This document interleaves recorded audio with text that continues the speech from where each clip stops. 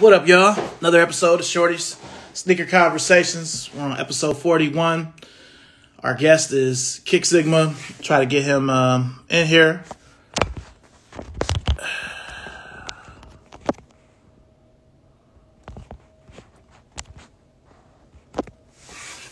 $6.15, Cleveland Rocks and Beads, Lady of Laces. We got Kicksigma. Just sent you an invite, man. So, send you another.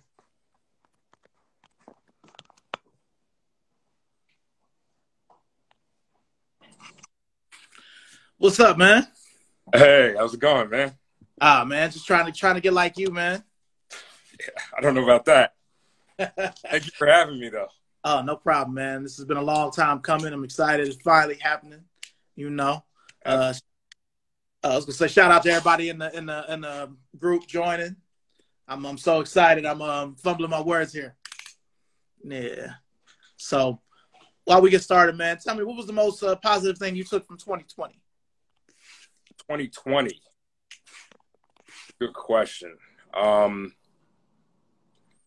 think it really, made me reevaluate some of my priorities. Getting the opportunity to, I work a job where I was in the office quite a bit, and being able to be home, be with family, I think it helped me reprioritize what I want even out of a career. And so, it really gave me time to really, reflect on things I have already and how fortunate I already am. So I think just being able to really focus on family and reprioritize that, I think that's probably the most positive thing I took out of it. So it was actually a good experience. Cool. Okay. Yeah, 2020 was actually pretty good to me as well. So certain parts of it were kind of strange, but not necessarily bad. And I know other people had different circumstances, but okay. Now, before we, get into, talking about the kicks and everything. Sure. Let me just how did Kicksigma start? Am I saying it right? How did that start? Yeah, Kicksigma. Yeah. So, it's a good question. How did it start? I think so. Kicksigma it's really a portmanteau, right? It's a play on words. It's the words kicks and Six Sigma combined, right? Six Sigma being the process of reducing failures in business, right? Or reducing mistakes in business. You hear about people who are Lean Six Sigma certified. But I'd heard about it and I liked the idea. I think the way it started was, I've been into sneakers for a long time. It's always been a passion of mine since I was a kid. And one of the things that, I think is a pretty common experience among a lot of sneakerheads is that, I couldn't always afford all the sneakers that I wanted growing up. And I distinctly remember my mom telling me, and I'm not sure if it was prophetic or just to get me to shut up, but it was, they'll come back. These things always come back. And so when she was telling me, no, I can't get, whatever it was that I wanted to get, she would say, don't worry, they'll come back. And she was right. Now we get a lot of the retros and a lot of stuff that, I personally missed out on when I was a kid. It's come around again. And one of the things that I noticed was, I always, being as detail oriented as I am, I'd always look at, what compare, the originals to the retros and see, okay, did they really do a good job with these? And in doing that, it helped me identify sort of what the similarities are and what the differences are, not unlike, I think, what a lot of people do. And so Kicksigma really started from that. It was, I wanted to share my thoughts and get thoughts from other people on, how are we doing with the originals versus the retros, and how accurate were they? Again, in light of Six Sigma being, were there a lot of mistakes? Were there, how accurate was it? How well did they reproduce this original shoe? It really evolved beyond that, though. And part of that was just becoming part of the IG sneaker community. It really turned into more than that, where it's now more of a discussion panel in general, beyond just an OG retro comparison. I think it's much broader than that. It's a combination of, sharing information, making comparisons about favorite colors and favorite shoes, giving the history on sneakers. A lot of times I like to focus on things that, a lot of people may not know, and share that. And I think in the process, I learn a lot too. Gotcha. Now, I mean, your page is one of my favorite pages. I've it as a point of reference, you know what I mean? Like, did that come out? It did come out at that time. You know what I mean? Just kind of, so, because I feel like since I reached 40, I'm starting to get a little senile, so I might forget some things. But, man, I love your page, and I definitely had to give you props on it. Thank you. And likewise.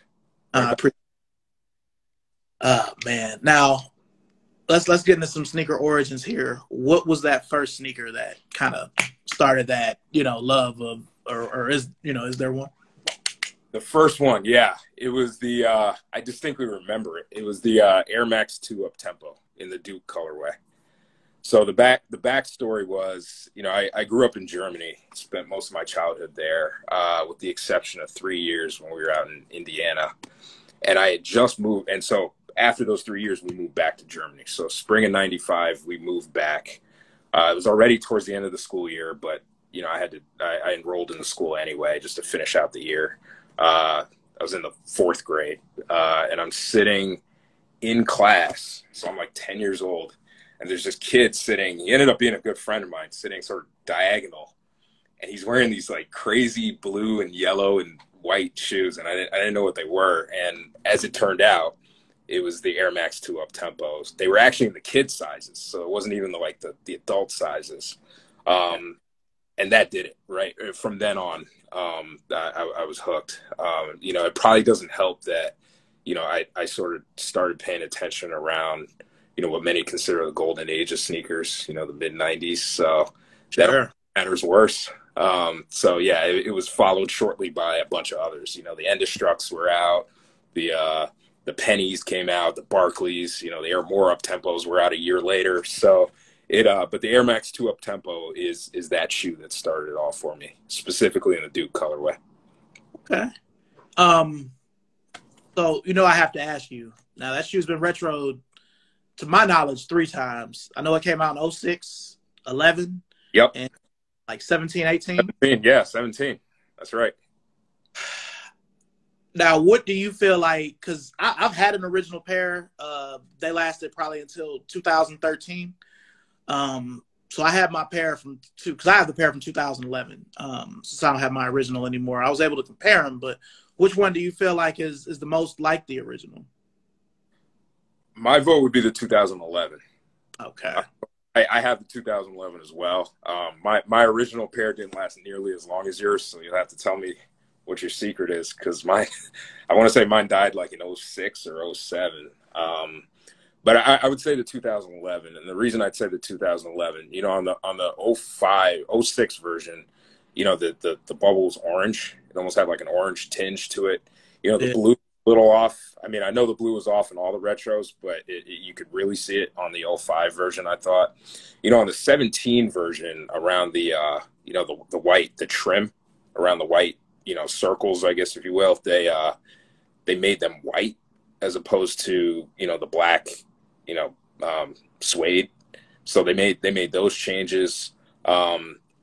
So I would say the 2011 version was probably the closest to the original. And if I had my way, I would continue to buy that version of the 3. Gotcha.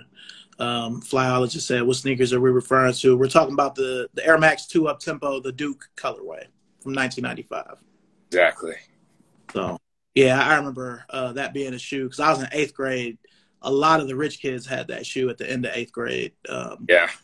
And I just like, man, like I had to ride it out with my Shadow 10s. I was just happy to have the current Jordan. For sure. No, I feel your pain. I mean, I definitely didn't get my first pair until years later. I had to scrape together some money and do it, but that would not have flown in my household at the time. So, yeah, I got it years afterwards, like on eBay or something like that. Gotcha. Yeah, like my first shoe, the shoe that really started it for me was the Infrared 6, the black Infrared 6, when I was in 4th grade. Sure. My dad came home with them, and he had like the whole kit. So he had the Jordan bag, the hat, the short set, and he had the shoes on. And he didn't have them for me just because, you know, I'm in 4th grade. My foot is kind of growing. I'm in between a 5 and a 6. And I got them the next day, but that was the first shoe I ever wanted. Like, I wanted them, you know, and I was just 91 was the first year I really was into basketball. So it all Sure. coincided. So Same here. Coincided with me. So yeah. Same thing, same age, you know, same deal. I definitely understand that. Yeah, man. Okay. So that was what started it. But when did you realize that you were like really, really about this and did this? Because I feel like we all have an aha moment where it's like, damn, I'm really in this. Did you have one of those? Yeah, I mean, I would say it was shortly after that. You know, I didn't really know what I was doing, but I knew that I liked the aesthetic of the shoe. And so I actually ran home and I drew it, like just off of memory. And every time I would see him, I would like study the shoe. Like I couldn't tell you anything about the kid anymore, but I would study the sneaker and then like run home and draw it again until I got it right. And, you know, at least in my 10-year-old head, it was good. I mean, who knows what that really looked like, but you know, it satisfied 10-year-old me. And then I started doing with other things. You know, one kid had the Huaraches, like the 94 ones that were, you know, all Velcro. I went home and drew those. Another kid had the Endestructs, so I went home and drew those, you know. And so, you know, I think it would happen pretty quickly after I saw the sneaker, you know, because I immediately wanted to memorialize them somehow. And so that's how I did it. I drew them. And then, you know, I figured out that a lot of the German basketball magazines would feature them in the back of the magazine. So, you know, that's when my artistic career kind of took a step back, and I just started getting the magazines. But I would say it happened almost right away. Okay. Yeah, what was interesting, I guess I'm going to stay on the Air Max 2 Up Tempo for a minute, is it's always interesting to me that there are other OG colorways, and I feel like Nike does this in general. They'll just focus on like one OG color. You know, it's always going to be Duke. Like I got the black and white OG color from, I think it was from that 2011 series. Yep. They only retroed them that one time. I had the originals of those too, but I'll say from like 02 to like 06, I was on fire on eBay with OG sneakers. So I was finding everything. And some stuff would last, some stuff would crumble after the first wear, but Sure. I was at it, you know what I mean? But I hate that they do that. But is there any other love for the other colorways, or is that I think I actually have, well, I sold one of them, so I have 4 of the 5 right now. The one I sold was the white mid-cut pair, the white black Regal blue. Yeah, I remember those. Yeah, loved them, but ended up selling them because I got them for, you know, able to sell them for a good price. But yeah, I'm actually, I'd say my second favorite color is the low top, the Concord colorway, the white, black, and Concord. I still have a pair of those, but can't wear them. You know, they're unwearable. I have a pair of those as well. I found them maybe about 7 or 8 years ago at a Plato's Closet of all places. And I knew they were old because they had never retroed this, and it still had the size printed on the side of the inside of the shoe. I'm like, I know these is old. Sure. Yeah. And I got to wear them a lot. Like they just started being unwearable probably within the last 2 years. And it was because I had it in a place where it was probably too hot and too cold. So that's what happened to it, because the bubble was messed up. But they lasted a really long time. So yeah. Your sneakers last way longer than mine, man, because I want to say mine died, like, I think in college. Like I wore them to like basketball practice one time, and they just like died on me. And the whole thing just gave out. You know, the bubble broke, and like the sole started coming apart. So yeah, but I've had a lot of L's with that, man. Like probably the worst. I used to work for a sneaker boutique in Cleveland called Exhibition, and I hadn't worn them in a long time, and I should have known better. But you remember the low top 6s from 02, the white and Carolina, and black and silver. Yeah, definitely. I wore the white and Carolina ones to work, and they lasted through lunch. But like after lunch, it's like they just exploded, and it was just crumbled all around my sales floor. It was horrible. Yeah, it's the worst feeling. That happened to me with the Air Force Max CBs, the Barclays, in the Phoenix colorway, right? The white, black, and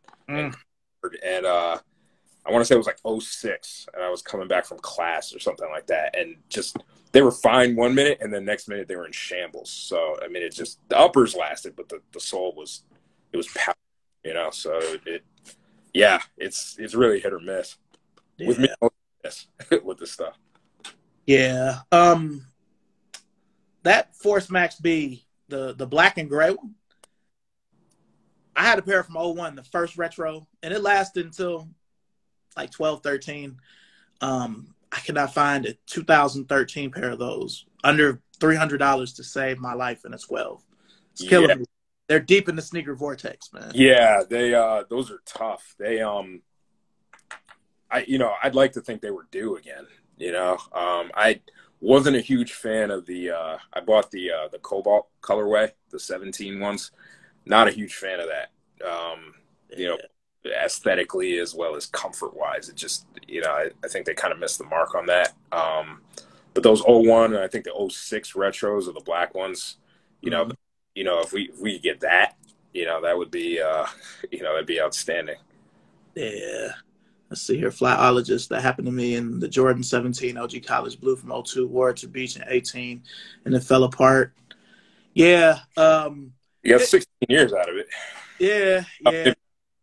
Got him, but it's tough. You know, you feel almost like you lose a friend when the shoe crumbles, man. It's just like For sure. You know, I've often given thought about, you know, why is it different? You know, and there's a lot of sort of theories on that, and you know, people saying different things. You know, some people, well, they lost the molds, they didn't save the molds. You know, it's hard to replicate. You know, all kinds of stuff. The tech is different. You know, I've even heard theories about you know, maybe it's some sort of intellectual property thing where, you know, no two things can be exactly alike. So, you know, it's always really interesting to me to sort of learn from different people on, you know, what's their take on why this is. I mean, you know, I know no two things are exactly alike, but I'd imagine in some cases you could make it a little closer, you know, and I wonder why, you know, brands have taken liberty with that. So I haven't gotten a straight answer on it. You know, I've gotten theories, but not a straight answer on that. I also have many theories. I'll just, before we go to the next question, I'm going to throw this out now. All right. I work for Converse, which in turn means I work for Nike. Hopefully this doesn't get me in any kind of trouble, but it's just how I feel. Okay. That, like, I mean, you know, we followed each other for a long time. You know, I'm a Lakers fan, and I love the 80s Lakers the best. I grew up on Magic Johnson and James Worthy, Kareem. So I love the Converse weapon. It's my favorite Converse model. They recently released it, but with a completely different bottom. They did it last year in Japan with the ERX 400, which was also a shoe Magic wore. But with the weapons, I feel like they don't bring them back like they could because they're too similar to the Jordan 1. Dunk. You know, and I think it's with some shoes like Flyologist brought up the Jordan 17. You know, we've seen a retro of the copper, and they did, you know, the little trophy room shits, but never done a true retro of the 17. And I really think because they aren't sure how much to make it. Yeah. So that's a theory of mine. My other theory is I believe that they put shoes out to test to see if other shoes are going to work. That makes sense. You know, like, for instance, with Barclays, you know, we touched on Barclays. CB94 is hot. It's a hood classic. Always has been. Right. But the Barkley, the Force Max CB, you know, the one in between the CB94 and the Fab 5 one, like, nobody gave a fuck about that shoe at all. Like, I had it at Hibbett Sports for months. Couldn't get rid of it. Right. You know, I moved over to Foot Locker. Still had pairs of those. I couldn't get rid of. So I feel like Nike will step out of their box and try something that people like us like, but they'll still go back to that same 12 or 15 shoes between cross-training, basketball, and running that they know is going to sell. For sure. I mean, you know, I think that's, you know, it's interesting. They're different levels of that, right? Like, so for instance, one of the things I would still wonder about is, you know, if you take like Barclays, for instance, right? Why switch purple as opposed to dark Concord. Like such a minor thing that makes a huge difference, right? The OG Phoenix colors were dark Concord. The retros were purple. You know, I wonder about stuff like that. Yeah. But I think you raised a really good point, which is, you know, ultimately it's follow the money, right? Because I mean, ultimately that's where that's where it comes down to. Now, whether that answers the purple dark Concord question, I don't know, probably not. But you know, as an aside, the follow the money definitely makes a lot of sense. I mean, and it's part of what I'm interested in too, is just like the concept of value. You know, like what, you know, how do you know, what do people value and why do they value it? You know, because it can't just be, you know, sneaker. I mean, really, we're talking about leather and plastic and rubber, right? So it's not that. It's something else, right? It's some sort of, and even tech wise, a lot of these OGs that we, you know, that guys like you and I are into, they're not the best shoe out there. Like if we were going to go play in a big game, we're not pulling out a pair of Barclays. Like we're pulling out something, else, right? So it, you know, but nonetheless, like we get more excited about Barclays than whatever that shoe that we're going to play in, right? And we'll pay a lot more money, you know, and companies recognize that and will retro Barclays a lot more. And so, you know, really understanding the psychology behind it, you know, the consumer psychology behind, all right, well, you know, why do people like what they like, and what really drives them and what elicits emotions, and especially with the more obscure sneakers, you know, like what's value? Because, you know, to me it may mean nothing, but to you it may have, you know, tremendous significance because, you know, whatever, somebody you respected wore them, or you know, something like that. So I think there's that's always interesting to me, and that really never gets old. Yeah. It's funny you bring up the purple because I've talked about the purple being different. It's sort of like when they come out with a Jordan with red on it, or a lot of red, you know, the red is going to be different. You know, I've often wondered that as well. Right. But the thing is interesting, and certain things that I've been wrong on, or been surprised about, you know, it leads me back to that same question you just said of why do people value this, or, you know, I'll just say, you know, why are people on this? Like, 15, I was in a store working, and we had the Jason Kids, the Zoom Flight 95, the black and gray one, and it was a brick. Nobody bought it. You know, I always say 2015 and 16, Adidas won those years. You know, right. But the up-tempo, other than the Jordan 1, the up-tempo was like the one shining silhouette that kept Nike afloat, I feel like, in the streets. Because I was like, oh, the Pippen is coming back. That's cool. Other than, you know, some of us old dudes, I don't think it's going to sell. And it turned into a whole another thing to where they're still coming out with Pippins. Right. More time. Right. You know, but I just, I don't know. I'm glad that they bring stuff back, but it goes back to what you said. You know, is it really worth it? Is it going to be close enough to the original where, you know, it's some stuff they bring back and it's like, nah. Like, do you remember when they tried to retro the 180, the David Robinson? You know, they almost made it like a whole other shoe. It wasn't even. Yeah. You know, they did Command Force some justice, but not that 180. For sure. I mean, as you bring it, and even like the more up tempo, like, not a fan of the retros there. You know, I still have an original pair. I can't really wear it, but I just can't get on board. You know, the black colorway was always my favorite. I can't get on board with the retros. Like, they just, I don't know. It's too different. You know, they're just very liberties, and I wasn't a fan. I'm gonna hit you with this. I know you're gonna look at me crazy. I have the first retro. You remember the first retro was leather. You know, so yeah. But I was so thirsty, you know, I was like, man, fuck it, I'm gonna just get it. You know, but I never got 10 or 16/20 retros. Like, I just have that 06 leather joint. That's the only black one I have. I've never had the suede one before. I'm kind of ashamed to say that, but so those are one of the OGs that held up for me. So when the 06 ones dropped, you know, I didn't really like them, but I was like, you know, I passed on them. I kind of did that same move though with the Air Max up tempo, the ones from '95 when they retroed in '05, and it was the first time they really came out with the thinner air pockets, and I ended up picking those up just because I was so desperate to have a pair. But yeah, I was able to pass on the more up tempos, but now that my OG pairs aren't wearable, now I'm kind of, I'm without, because I just can't get behind the retros. Yeah. Let's see here. Need the Ergo LWP to make a second retro appearance. I could agree with that. I don't disagree with that. And wouldn't hate a white colorway, an OG white colorway. I know we got that wolf gray and some other stuff, but House of Hoop. But like a white, white black colorway or a white navy, like the ones Reggie Miller wore, any of those, in addition to the regular black white colorway. I actually thought they did a decent job on those, the Go LWP.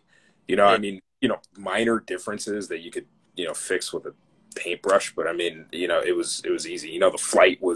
The flight logo was white as on the side, as opposed to, and it was blue on the retros.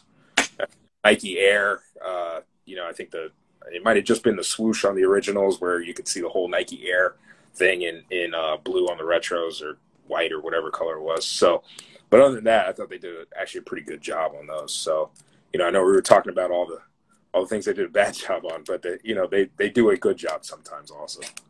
All right, I'm gonna end this part of the show with this. There's no worse penny shoe that was a retro than that Air Up from 2014. I agree. That, that retro Air Up. Horrible. Yeah. Well, what's funny is I saw them live for the first time. So it wasn't like I saw them in a magazine or saw them online or anything. For some reason, I just missed that they were coming out. And then saw them in a store, and I saw them from far away. So I was really excited. I ran over and I saw them up close, and it was an epic letdown. I was less excited when I walked out of there. So yeah, I definitely saved money that day. Yeah, that's one, because I try to complete collections, and it's a shoe that because it's not even comfortable. Like, I only have it because of what it. You know what I mean? But if I ever could get my hands on a pair from 94, 95, and, maybe have somebody soul swap it or something, if I had that kind of time and money, I would do it, Yeah, so. for sure. I got to throw one other out there, though, is my personal current favorite shoe is the Flight Posit 1.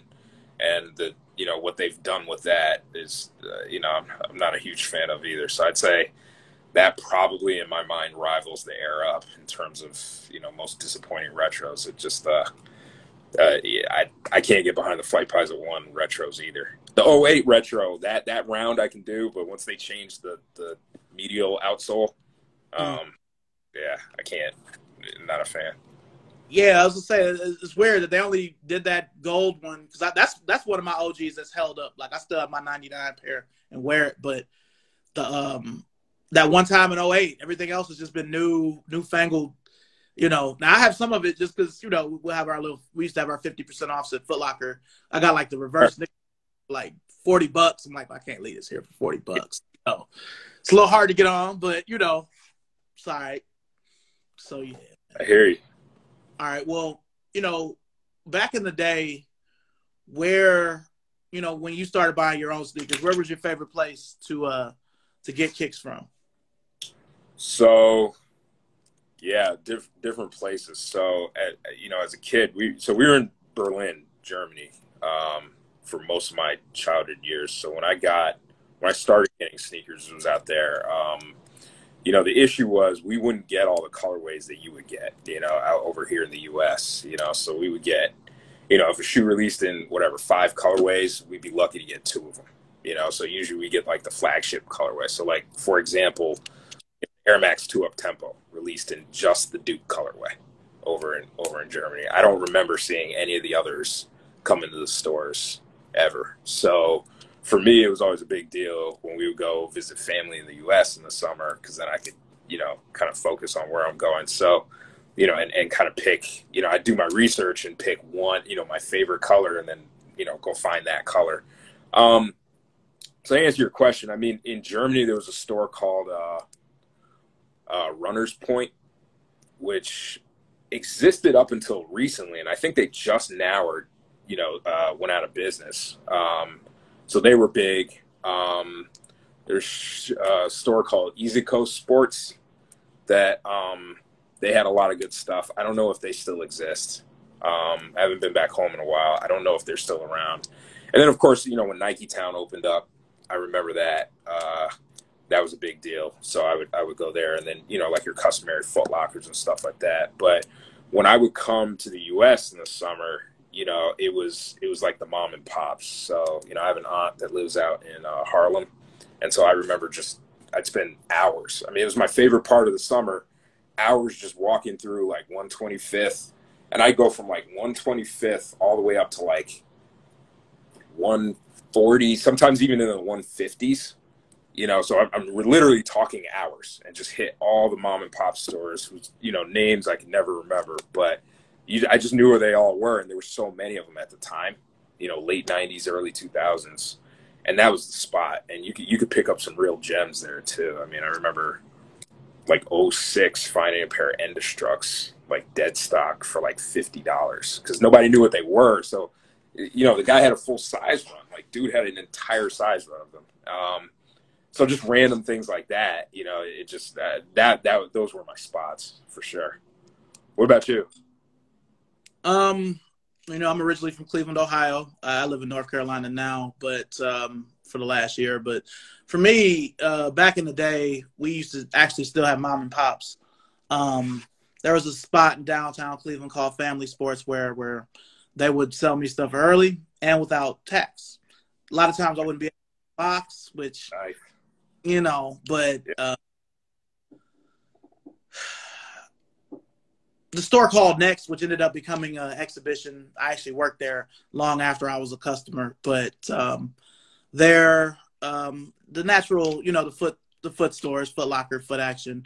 We had a sneaker mall in Cleveland called Randall Park Mall. It was a real mall, but it had like 10 shoe stores in it. And we never really recovered from losing that because it closed in 2008. Cleveland never really recovered from that. So there's a lot of stuff that we would still get, but you'd have to go further out to get it. And, the weather is bad. May have to skip it. So. Did you get any like special releases or anything like that there? Or was it more like general releases, or how'd you classify those stores? It would be both. I mean, at Family Sports, they would get a lot of when they started the NRG terminology. Yeah. A lot of times they would be the only place to get it, or my former employer, they ended up becoming the only Tier 0 Nike account in Cleveland. So Cleveland, even as of right now, it's them and it's one like SB account that's on like the west side of Cleveland. So it's kind of a monopoly there where it's like you have to shop here if you want these shoes. Right. And if they fuck with you, they'll make sure that you get them. But if they don't, you probably won't. So it's kind of sucks, but just how it is there. Sure. So, but now where do you get? I know we I feel like you and I both tend to focus on the older stuff, but like if you want a shoe now, where do you go get it? Yeah, it's a good question. It really depends. eBay. There's no one place. I mean, I think it's mixed. I'll go to eBay. I'll look at StockX. The fees are exorbitant, but I'll take a look and see what I can get. If you can get it for a low enough price, you can take the hit and it won't hurt as bad. Those are probably the two primary. I sometimes I'll just Google the shoe and see, and go under shopping and see if it comes up anywhere. I'm pretty picky about what I'm looking for. I generally almost only do dead stock, so I won't buy anything that's not dead stock. So I spend a lot of time looking around. So I'd say those are the primary areas, but Flight Club, from time to time. Again, it all depends on cost and what they have. All right. Where's your go-to? I mean, with taking so many L's, because I've never taken as many sneaker L's as I have this year. So, they need to retro the Nike Air Lambaste. They do. It's like a low. Yeah, they do. Yeah. We'll be front and center with that.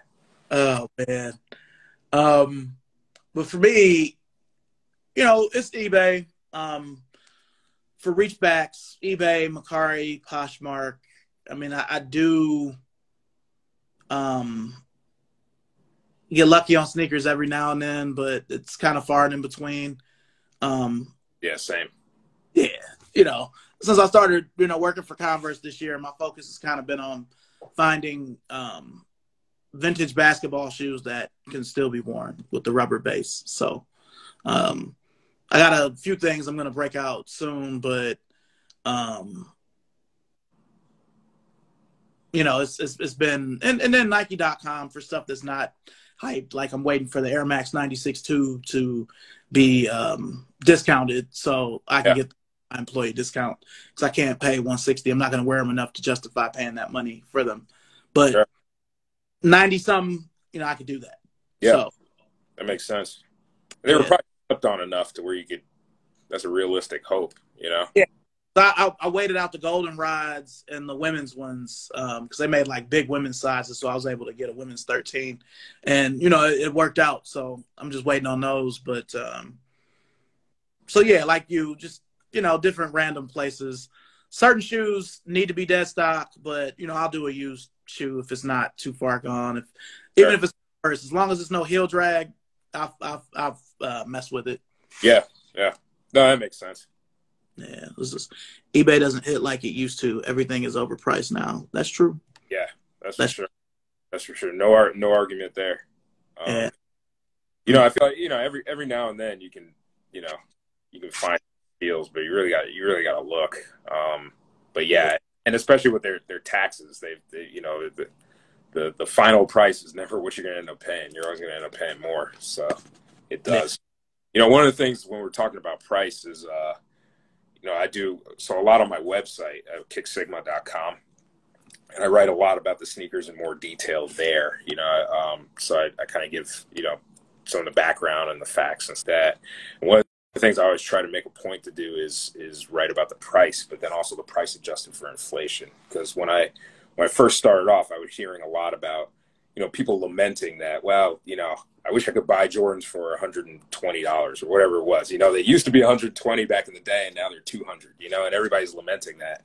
It's like, okay, well, you know, that's true on its face, but you also have to factor in the inflation cost, right? So what kind of buying power do you have? And what I found, you know, it's anecdotal because I haven't done, you know, I haven't obviously written about every sneaker, but what I found in a lot of the sneakers that I've read about, and you can see it on the site, is I'll spell it out and I'll say, okay, you know, the 94 or whatever originals were this much, but this is how much it costs today adjusted for inflation. And then you can see all the retros and do a comparison so you can actually see the graph. What I found is that a lot of times when adjusted for inflation, yeah, the original one's actually the most expensive, you know, buying power, you know. So, you know, for what it's worth, just, you know, important to have in mind when you're buying something that, yeah, you may be spending $200 in 2021, but what was that compared to the original, and which one really cost you more?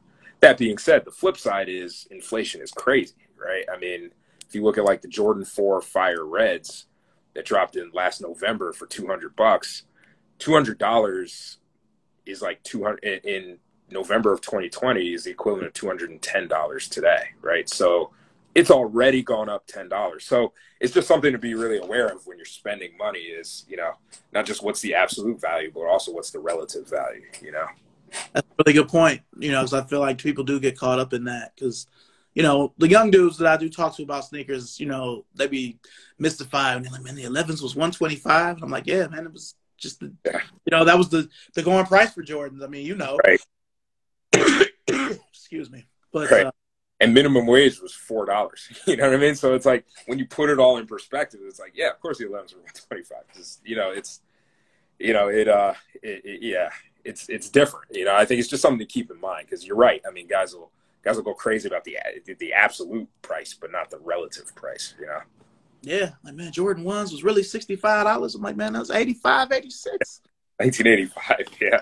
Ooh, because I have an inflation calculator on my phone just because I have a 13-year-old and I show him sometimes you know, how far the dollar goes, you know, compared to how it was. So, but yeah, oh man, I'm enjoying this. Oh, for sure. Same.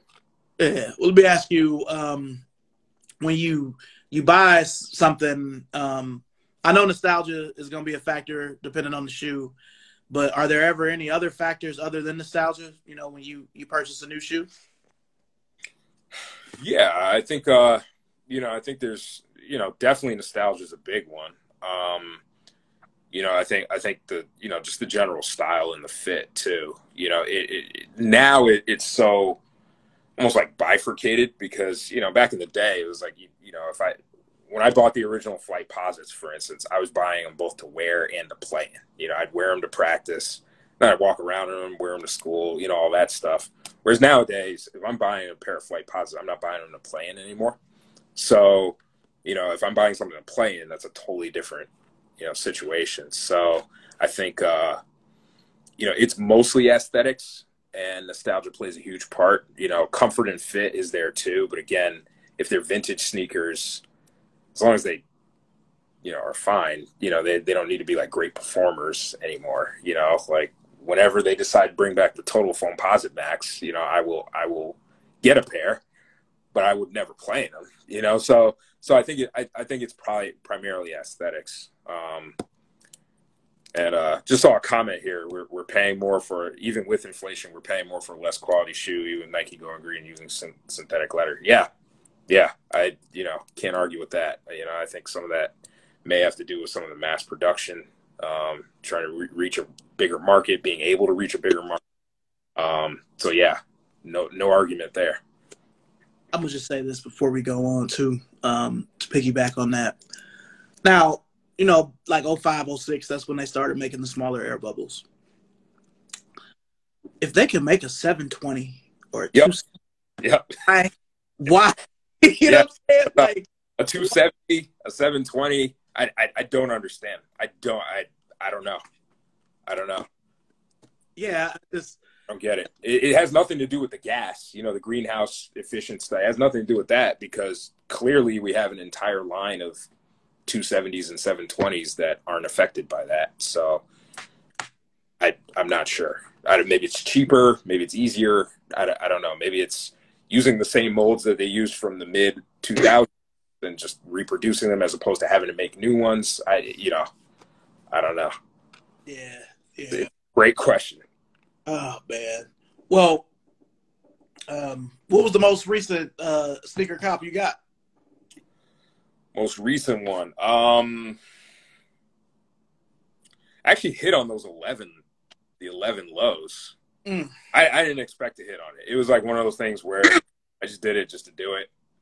And I was fully expecting a loss, and then I actually won and, you know, did like a double take because I never win. So, you know, I'm happy about that. A couple. I had the Shocks BB4. I posted them a little while ago. It was actually an '09 retro. The white, silver, lapis colorway. Okay. I got a pair of those. I had those in high school, and so I got a pair of those. And then I have a couple original Flight Posits on the way that I lucked out and got. So they're dead stock. So I have a few of those. So I'll be posting those pretty soon. So actually really happy about that because the odds of getting those are so low these days, especially when they're dead stock. You know, I'm a 12 or a 13, so you know any of those sizes are tough. Sure. Okay, that's some good stuff coming. Yeah, no, I'm excited. What about you? What was your most recent pickup? I only have them here because I did a YouTube video a little bit before this, but my most recent pickup is these. The Converse. They're from 1987. Dead stock with no box, but I found them. They're only like $150. So, you know, when I go to work, I mean, nobody's gonna have these. I'm debating on keeping it late 80s and leaving the tag on. Sure. But, Okay. Yeah, that and I got the two of the NBA Jam shoes Converse just came out with. They came out with the NBA Jam collection. So I got the Pro Leather and the Chuck 70. You know, those are probably the two most recent. The last dub I got on sneakers, last win was they gave me exclusive access to the Travis Scott 1 lows and the clothes or whatever. Nice. I took a capital L on those. That's for sure.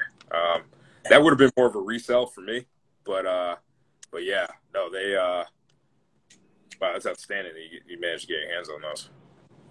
It's something I've thought about, you know, because I've seen what they're going for, you know. Yeah, yeah, Then yeah. I fully understand the hype, but you know, maybe I'm dating myself. nah, man. You Yeah. see, I mean, we got a few years between us, but you still look young. It's over with for me. You know what I mean? So, Yeah, right behind you, man. oh man. All right. Now I gotta ask you. I know this may be a hard question, but all the sneakers I've seen you have and seen you post, what is your holy grail? That shoe you just haven't been able to get yet or put your hands on that has eluded you, or is there one?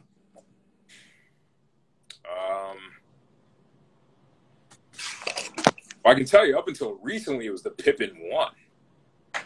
Black, white, and red Pippin 1. It just, the stars never lined up. I just never got a pair of them. But I got a pair recently, like over the summer.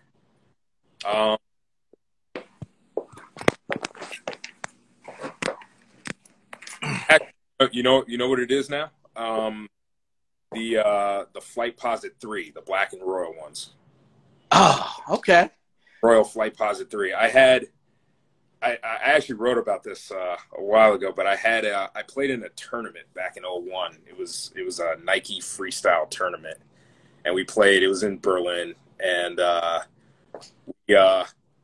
first of all, it was a lesson in pride and not being too proud, because we had to do like a freestyle like move, you know, and basically like either a dunk or a layup or something like that, and it came down to me. I was the last guy to go on my team, and we were up, and all I needed to do was do something simple. And of course I didn't, right? I tried to do something like, you know, 360, something I couldn't do. And of course it didn't go well. And so I ended up missing it. And then we ended up coming in second place, but we still had it. So rather than getting enough money to get 2 pairs of sneakers, I only got enough to get 1. The prize was money. So in any event, it cost us the first place win, but we went to Nike Town, and I needed a new pair of dress shoes. So, you know, in my infinite 16-year-old wisdom, I got a pair of Tiger Woods golf shoes, doubled as dress shoes, which you pulled it off, but they were a little funny because they had like the studs on the bottom. So, you know, maybe not the best choice in hindsight. But I passed on the Flight Posit 3s. And just ever since then, I wanted them, but, you know, I passed on them. And ever since then, just haven't been able to get my hands on them. And don't know if or when we'll ever see him again. So I'd say that's probably the pair that's eluded me this whole time. I have a pair of those here, but they're already starting to break apart. Yeah, I see this. I hear the straps fall apart pretty quickly, huh? Yeah, I'm seeing that happening on a lot of pairs. Yeah, the straps on the medial side of them, one of the bug eyes is starting to crack. Okay. Around the bug eyes is starting to crack, but the shoe itself is still intact. But the way it is now, I couldn't even wear it. I wore it last maybe about 2 or 3 years ago when we were still in Ohio. But I always felt like that black and blue one was supposed to be Kevin Garnett's shoe before he went to And1, and it just sort of like how the Flight Turbulence was supposed to be for Iverson, but ended up being for Stoudemire. You know. Exactly. That was Garnett's shoe. I believe it, because it went perfect with that alternate Minnesota jersey. Oh, for sure. And you saw the sample. You know, you see samples and then pop up with his name on. You know, they had a couple samples with Garnett on them. So yeah, no, definitely. It that was always a shoe I wanted to get. Really hope to see that again someday, but don't know what the odds of that are. I mean, I figure if they released the Flight Posit 2s.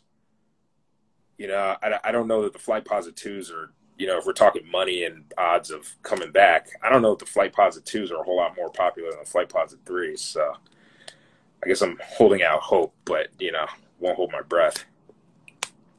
Yeah, like, because, you know, they retroed that recently within the last 2 or 3 years, because we had a ton of them at Foot Locker. Yeah. But they, they brought out that white and blue fade, that color, but they didn't bring out any of the right colors. You know, they made a copper one. Yeah, and a green one, and, you know, some other nonsense. So yeah, no, I was hoping to see some of the original, you know, like the graphite gray color that never came back, or you know, something like that. Blue navy, you know, anything. Yeah, you know. Old, you know. I mean, any of the ones that you know we haven't seen in a while. Yeah. So like I still have my '09 all black, and you know it's still in good shape, but I have a pair from 2000 with the garnet on it, but like the upper is starting to crack apart. Yeah, You know yeah, what I mean? yeah. Right that time, yeah. I've seen the little the tag that goes over the zipper. I've seen that come off on a lot of pairs too. Yeah, yeah. So it's a shoe that they definitely well.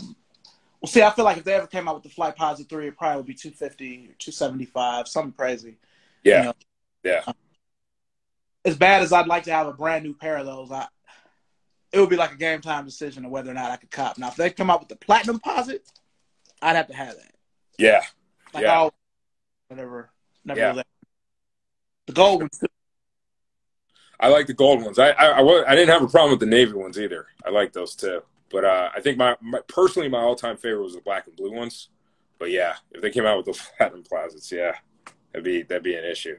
You know, my guess is if they came out with it, they'd come out with, you know, 10 million different colorways. You know, some of them good and some maybe less good. Yeah. I'm always partial to the first colorway of shoes, so I'm with you on that black and blue. Same. Okay. Now, I'll say for me, if we're talking vintage shoes that never came, well, technically it did come back as a Foot Action exclusive, but for me, I've never owned the Air Ubiquitous Max, the Jerry Rice, the black and white. Right. Whenever I see it on eBay, it's always a size 8. Yeah. Now, intention to even being worn. Yep. So, they did retro it in 2000 for Foot Action, when Foot Action was its own company, pre-Foot Locker, but it was all white, and they had like a white navy. Right. But that black and lime green, like if they ever came back with that, that's a shoe I would buy, like no discount, nothing. I would just have to have it. You know? Yeah. Because I did that with the Metal Max last year, because I had to explain to my wife. My wife, you know, collects. She's into it, but I go back a little further. And I was like, man, these Metal Maxes are going to be in the sneaker vortex. They're going to be gone. You know, it's not going to be about the money. It's going to be the fact that if I can find them. Yeah. You know? Yeah. Because I feel like the trainers are the deepest in the vortex, where, man, I got money for it. I just can't find it. You know, Sure. way too much money. Yeah. So, how'd you like the Metal Max retros? What was your read on those? I've only worn them once. It's another shoe that I really got more so to have than to wear. The bubble is considerably smaller. Okay. But they still look enough like how I remember the rich kids having them, because I didn't have them back in the day. Yeah. For whatever reason, because I was working by then, I was focused on the Team Jordan 1 and all of the 13s I could get. Yep. So they were good enough for me to buy them and keep them. Okay. You know, but that Ubiquitous Max, the Air Max 294 runner, you know, they've retroed the 94 trainer and the Barkley a million times, but that runner, it's been a while. Times. Yeah. I second that, you know. I will co-sign anything. I will co-sign for sure, because I agree. You know, they're also sleeper favorites that I know will probably never come back. But man, if they did, you know, like the Air Max Battle Force. You know, talk about a black and neon yellow colorway. You know, the 1998 Air Max Battle Force. Remember Luke Longley wore those for a couple of games. Ewan used to wear those too. Yeah. So Robinson had them. Luke Longley. You know what I mean? Like a bunch of, you know, mostly big guys. Rick Smits had a custom pair. You know, or a PE pair rather. Yeah, no, that's a shoe I'd love to see back, but you know, it's not going to happen. I mean, the odds of that, you know, are extremely low. The Air Fist Zoom up tempo. Yeah, you know, we get a pair of those are, you know, a year apart, but yeah, again, you know, question of supply and demand. I don't know. I mean, I'd say the odds are on the lower end, but you know, it'd have to be associated with somebody or something like that. I don't know. I think we would see the Viz Zoom Up Tempo before we would see the Battle Force. I'd agree with that. Definitely. Having had both of those shoes crumble on me, and it was when I was posting on Nike Talks. It was in the 2000s. The Battle Force didn't last as long as the Viz Zoom Up Tempo, but they both crumbled probably by like 08, 09, you know. I don't really know. Yeah, my Battle Forces died completely. I still have a pair of Viz Zoom Up Tempos. They're not wearable anymore, but you know, I was partial to the Viz Zoom Up Tempos in terms of performance just because, you know, I actually played in those, you know, in middle school and high school, where Battle Forces, you know, I tried and, you know, not as, you know, they were less fun to play in. Yeah, for me, that was, I mean, lime green and blue, those were like 1998 colors, like FUBU jerseys and, you know, all of that went so good in fashion. I don't think I ever actually tried to play in them. Look at these comments. Virgil or Travis are the two figures diving into Nike's vault. Yeah, I guess I really I don't know. That's a whole nother episode. I can't really get into talking about those dudes. Nothing against them. I've got Off-Whites. I've got Travis Scott's, but you know, all I can think of is all them shoes you be posting, man. Like stuff that I either had or always wanted. You know what I mean? So, but yeah. Well, let me ask you, what's a shoe that you have that you need to unds, vintage or newer? Shoe that I have that I need to unds. The Griffies. Come to think of it, the Royal and Neon colorway. I'd never had that. You know, I had the original Griffies back when I got them like a year later at an outlet. I was really looking for the Air Max Up Tempo 3, the black ones at the time. I had my heart set on that, and just, you know, stars didn't line up at the time. Couldn't get them. It was back in '97. So I settled for the black and green Griffies, the first ones, and had those. So wore those for a while. They ended up breaking on me, but and hadn't had them since. But and then later on figured out that the blue colorway existed. Didn't know about the Royal colorway at the time. So I'd always wanted those. Finally got a pair. It's kind of going back and forth about whether I keep them or you know, or you know, sell them. And I think I'm going to unds them. So I think that's probably next in line. I just unds'd a pair of white navy 16s, the retros, which I thought were decent. You know, I mean, toe box is a little funny, but you know, comfort is pretty good, which you can't always say.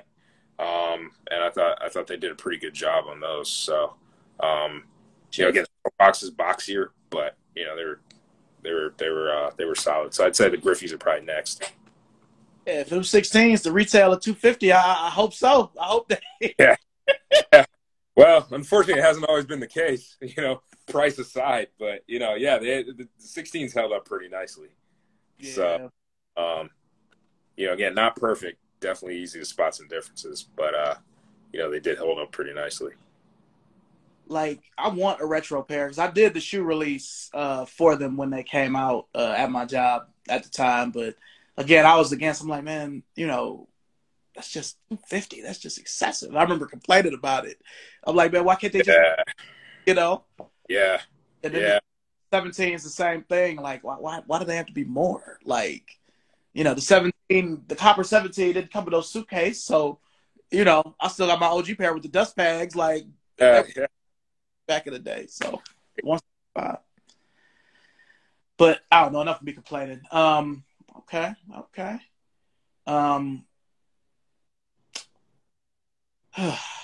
So many questions. I'm just trying to ask the right ones. Let's see here. Did you know the recent release? Did you like my boy Keith? Did you like the recent release of the Nike Air Moab? My wife was able to hit on the pair. I took some L's. I didn't want the tan and blue and orange pair. I still have my '04 pair, but I wanted the other color, and I didn't get them. But she got them. So, what about you? So I actually passed on. I mean, this is an example of like, how big of a deal is it? I don't know. Me, it's a bigger deal. I think to some, maybe not so much, but like, why the changes? It didn't make sense. This is almost where I wonder whether there's something related to, is this like some sort of, I don't know, IP law thing or something that I just don't know anything about. But I just wondered why the swoosh on the toe and why all the change, why not just leave it alone? And I don't know that I have an answer to that, but to me, it was enough to kind of turn me off to it, almost out of principle, because it was like, well, why do that? Like I get it. It looked fine, but like, why do that? So, I ended up passing on them, but I mean, objectively, I think aside from me getting annoyed, objectively, I thought they were a really good shoe. I mean, I liked the shoe. I was a big fan of the shoe. I passed on it because I saw the changes and just thought they were unnecessary. And so, I guess protested. Now, I will say, I agree with the swoosh, but the pull, because the shoe is a little difficult to get on. Yeah. It's a little difficult, but I'm with you. Let's see. Yeah. Yeah, more pull tabs. Yeah, no, I mean, yeah, I guess it makes sense. Yeah. Mr. Calderon said Nike carnivores need a proper release, especially in the raisin colorway. Yeah. I would rather them brought them back than them white, black, and gold ones. You know? Yeah. So, or now, they came out with them recently, collab with Como de Garçon, all white and all black for $350. The only thing I wonder about is, does that mean that then maybe we will see some other, you know what I mean? Like the molds are there, it's being done. Does that mean, there's an opportunity to, repurpose them into some of the originals? That's one of the things I wonder about, Sure. I'd love to see some of the trainer maxes come back too. The ones from ’94, the ones from '96. I know we've seen retros, but I'd love to see a few of those come back too. I think we're due for those again. I could live without them not bringing back the '94 because it's come out so many times. But the '96, the Bulldog, like I have both of the OG colors, the 2011 retros, the tiny air, and it took me a long time because I had an original pair. I actually still have one of the shoes, and the bubble is like twice as big. I just can't find the other shoe. They probably wouldn't be wearable anyway, but I love that shoe. Yeah, same. They, the black, the blue and white colorway actually kind of reminded me of the Air Max 2 up Temple. Like as a little kid, when I saw them, I could see the parallels, and I was like, wow, it kind of looks like a version of that. As I got older, I got a little more discerning about it. But yeah, no, I've always liked that color, and I've always liked that shoe. Yeah. I see somebody have thoughts on if the Air Pound came back. I mean, I think unlikely to happen because probably not enough guys appreciate it the way we would, but I'd be all over it. I would black and Concord pair or green pair, I'd be all over them. Yeah. I would rather see the first Air Strong come. I mean, they're the same. The Pound is a takedown of the Strong anyway, but yeah. I would see the Air Strong, but I would get that green Air Pound if it came back. I mean, one of my Grails that I actually owned that crumbled, that there's no way to soul swap, is the Air Check. Yeah. If Air Check came back, I would try to buy as many of them yellow ones as I had. Yeah. That was the first shoe I ever cracked heads with. Like people didn't know what they were. Yeah. And they work well today. They'd work well today, just with the swag of today. It would work well. I'd probably pick up. I'd like the mustard color. I like the purple color. I like all three. Another one that I don't think we talk enough about is the Prevail, the Nike Air Prevail, the 1994. For those of you ones that Reggie Miller wore when he torched the Knicks, in '94. I mean, just the black-white colorway. They would even do well performance-wise today. Just they're basically a Huarache type shoe. I don't know why. I would love to see that come back again. Yeah. Am I being, sort of naive and too hopeful? Probably, probably. But man, if we could see those, I mean, that, I'd stop everything those. Yeah, the Air Swift too. You know, Pippen does it Yeah. all the time. Yeah, right there. Yeah. The Air Swift, the Air Prevail. Yep. Oof. Yeah. To me, the Air Prevail always looked like a better Maestro too. They look Yeah. similar, Yeah. you know, or yeah, they could do that. Let me see. Yeah. This is the first show I've really tried to keep up with the comments because I usually don't. Mr. Calderon, also Air Force High. Guess he's talking about the 93 Air Force High. We used to call them the Harold Miners with the strap coming across. Yeah. Yeah. Nike logo looked like a target on the tongue. Yep. Live with those. Air Pounds, Shape on CDG are way better than 2010 version of Carnivore. Okay. Air Trainer XLs. I have a pair of those. Dead stock, but they're in pieces. Yeah. I had a white and green color. It's another one nobody talks about. Yeah, I agree on the strong as well. My last one's crumbled. Yeah. More Pippins or Paytons? Pippins. I need 4 and 5. Well, I don't know about the Pippin 5, but I could deal with 3. I'd like to see the 3 come back. I don't know if I'm in a unpopular opinion, but the 2 and the 3 are ones. The 2's come back. I know it has. Mm-hmm. I don't think it'd kill us to see it again. It's been a while. But the 3 can come back. One I'd like to see as well. 3 is still popular. Sort of across the board, but that's one I'd be all over. Yeah, like I've got the Chicago, which I wore. Yeah. But I've also got the Houston one, which almost looks exactly the same, but you can see. Yep. So I just need the 4 because I feel like they act like he never played for Portland, just like they act like Barkley never played for the Rockets. Yeah. They like Barkley only played on the Suns. Even the only shoe from the 76ers years they bring back is the Air Force 180. Right, exactly. Yeah, I'm not sure why. The CB42 would be one that I would like. The one with the same outsole, midsole, and outsole as the Total Max. Those would be ones that I'd love to see again. I don't know why we don't see Houston era Barclays. I mean, I've heard speculation. Well, it's because he was past his prime and all this other stuff. I don't know. Maybe, but they were great shoes. I'd love to see him back. I mean, they've retroed to Jordan. Well, sort of retroed to Jordan 17, and they've retroed to 18. So, yeah. Yeah. Let's see here. I'll do Keith. Zoom T-Bug. Damn, I got some T-Bugs in the room I was just in, too. Yeah. Yeah, I can live with those. I have the black ones, but I always wanted those white, silver, and lime green T-Bugs.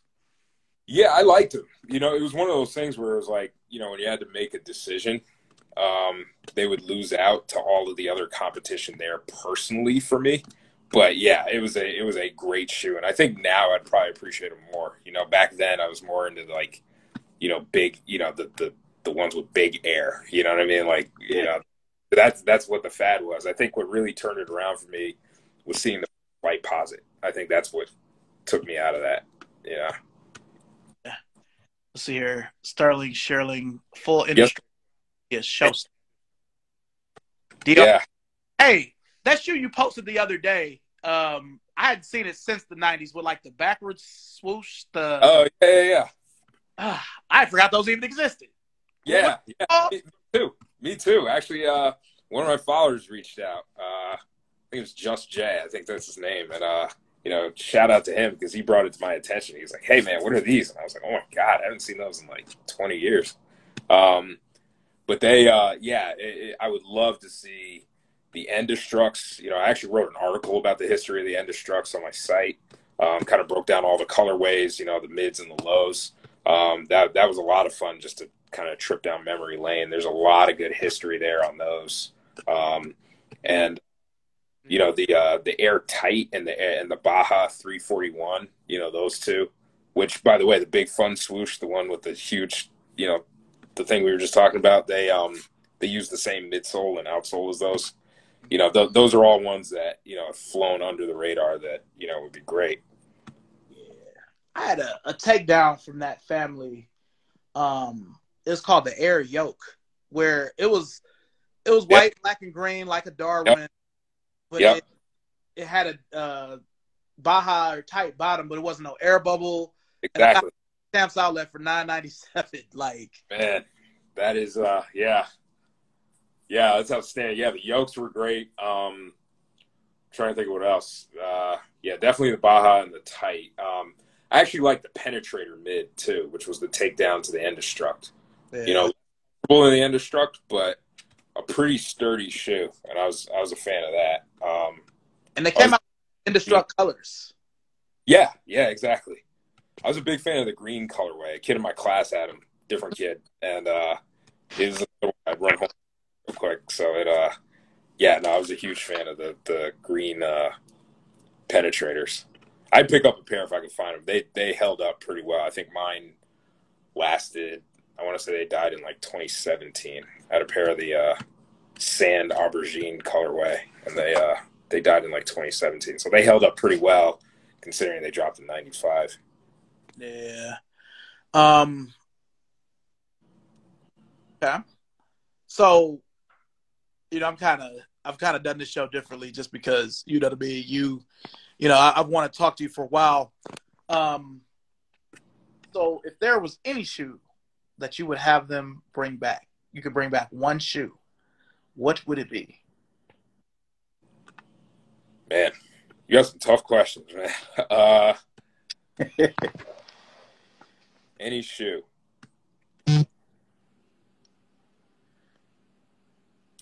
Well, I mean, I think that, selfishly, I'd say that Flight Posit 3 that I never got my hands on. Probably not popular decision, but I'd probably say the Flight Posit 3 would probably be, and the reason I say that is really just because I never owned a pair. Always wanted a pair, never owned a pair. There's, I could probably go through like 50 others that would be worthy contenders, but I would say, personal to me, it would probably be the Flight Posit 3, because I just never had them and always wanted them, and just the stars never lined up. Everything else, I've either had the opportunity to have, gotten later, decided I actually didn't want them as bad as I wanted, thought so. So I'd say Flight Posit 3 is still that one that, the one that got away.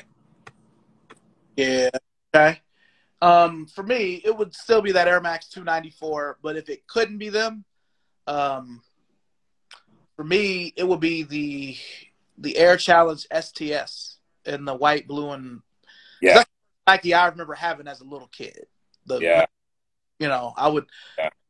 I know they got an 03 retro, but it's fine. So, and do you mean black Air Max 2 up tempo, or which ones were you talking about? The black ones? What the If you said if you would pick the Air Max 2 up tempo to retro. Oh no, the runner, the Air Max. Oh, the runner. Oh, got it. Okay, I thought you meant the basketball. Okay, the runner. Yeah. Or we probably can't forget about the Air Alarm either. I had a pair of those here too. Which color? I can go get them right quick.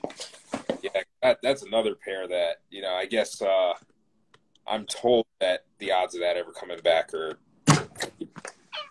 that pair that'd be great to see. Yeah. Oh. So here, I'll just. Oh, sorry about this, y'all. Sorry about that, y'all. So, I had the box. Sorry. And I have this color. Nice. And it's one of the few where I still have all the little stuff. Great, yeah. They look like they're in good condition too. Yeah, I've worn them within the last the last 2 years. Okay.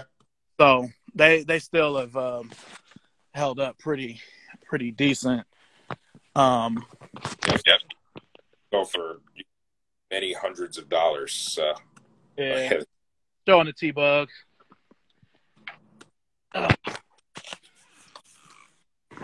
Yeah, it's funny. Tim Hardaway actually had a couple. You know, his PE game doesn't get enough attention either. I mean, you know, I've seen him wearing PE Garnets. You know, the Garnet 3. He had a PE version of those. He had a couple PE Shocks. You know, I don't think he gets enough attention. I agree. I mean, I've never seen him wear the Bacons with the yellow laces either. No. That's something I only figured out like years later. Yeah, and he could have jersey, but maybe I don't know. Maybe not. Maybe it was back when the rules were stricter. Yeah, I don't know. I mean, if they're fining Penny for wearing foam posits, unless you add more black to them, that's true. You know, you could see maybe the yellow laces was a thing. I don't know. I'm speculating. Yeah, I bet you I know you know that they was made for Rodman. I bet you if Rodman would have gotten them, not went to Converse, I think he would have worn with the yellow laces and just took the fine. Yeah. I'm actually writing about that. So I got an article coming out on my site about the Darwin, and it talks a little bit about Rodman's sort of transition from Nike to Converse, because as you can imagine, it was not without its controversy. You know, he actually signed it, I think, when he was out on like suspension or something like that. So yeah, there's a lot coming with that. So stay tuned for that, because it's kind of a funny history. But yeah, I have no doubt that he would have worn it with the yellow laces. I think you're right. Yeah, was that when he that was when he kicked the cameraman? Yeah. Okay. Yeah. That's the only time. He was out for a while. Yeah, I remember when that happened. That shit was crazy. Okay. Yeah, and I come across Robin Converses all the time, but it's just such a risk where it's like, man, I'm not gonna get these. Like, I found all of them, but paying $300 for a shoe I know is gonna crumble, it just doesn't seem worth it. Yeah. I mean, you'd have to want it bad enough, you know. And I'm with. Do you wear everything, or you get some just to hold on to?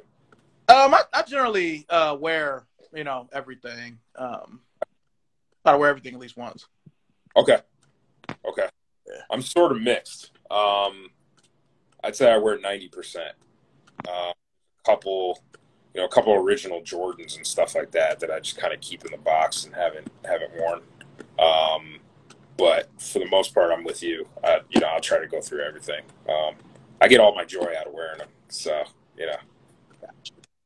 Now, what's a historic or classic shoe that everybody loves that you just don't fuck with? I feel like there's actually a good amount.